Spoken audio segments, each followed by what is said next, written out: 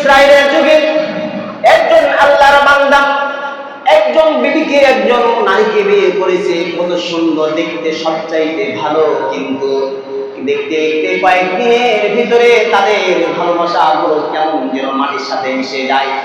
স্বামী কিন্তু স্ত্রীকে খুব মহব্বত করে ভালোবাসে, কিন্তু কিছুদিন যেতে না যেতে আর কথাগুলো, স্বামীর কথাগুলো বিবির ভালো লাগে না, বিবির কথা সহ্য করতে পারে না স্বামীকে।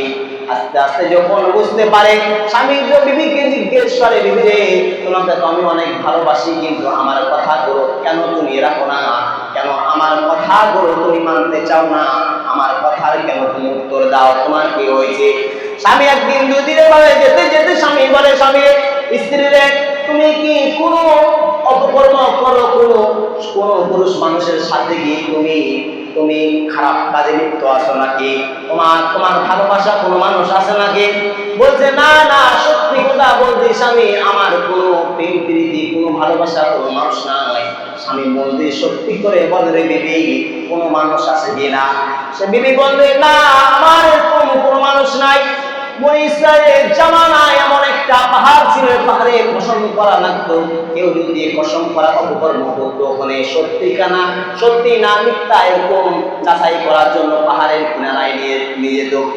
ওই তার স্বামী বিবিকে বলছে, বিবি রে, ওই পাহাড়ে যাওয়া লাগবে, যে পাহাড়ে কসম কাটা লাগবে, সত্যি না মিথ্যা আমি তোমার কাছ থেকে জানতে চাই।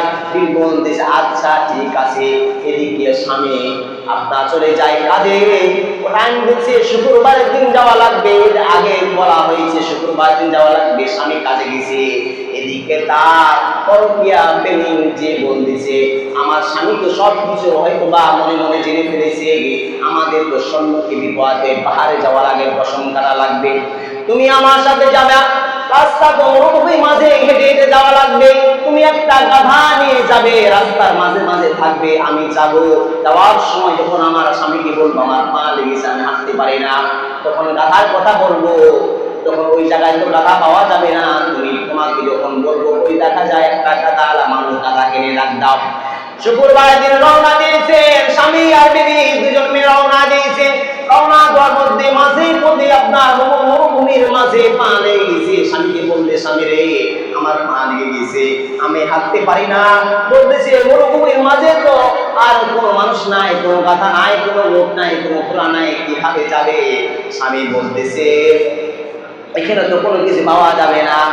স্ত্রী বলতে, ওই যে দেখো, দেখা যায় একটা গাধা নিয়ে মানুষ দাঁড়িয়ে আছে, ওই যে দেখো গাধা আছে, গাধা নিয়ে একটা মানুষ দাঁড়িয়ে আছে, ওই গাধা নিয়ে দাঁড়িয়ে আছে, গাধাটাকে ডাক দাও। কিন্তু ওইটা হচ্ছে ওই মহিলা বুদ্ধি করে পরকীয়া, ওই প্রেমিককে ওখানে দাঁড় করাইছে আগে থেকে, তাকে ডাক দেওয়া হলো। ডাকে যখন ওই পরকীয়া স্বামীটা তার কাছে এসেছে, ওই পরকীয়া স্বামীটা তাকে করে করে গাধার উপরে উঠাইয়া নিয়ে গেছে একবারে পাহাড়ের কিনারায়।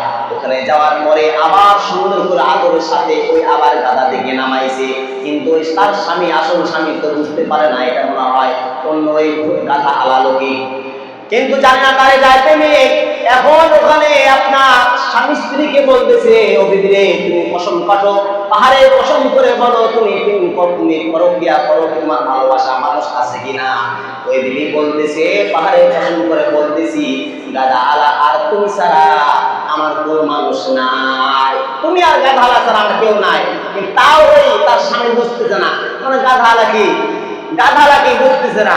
স্বামী বলতেন, আবার তুমি বলো, বলে তুমি আর গাধা আলা আমার শরীরে কি ভোগ করে নাই।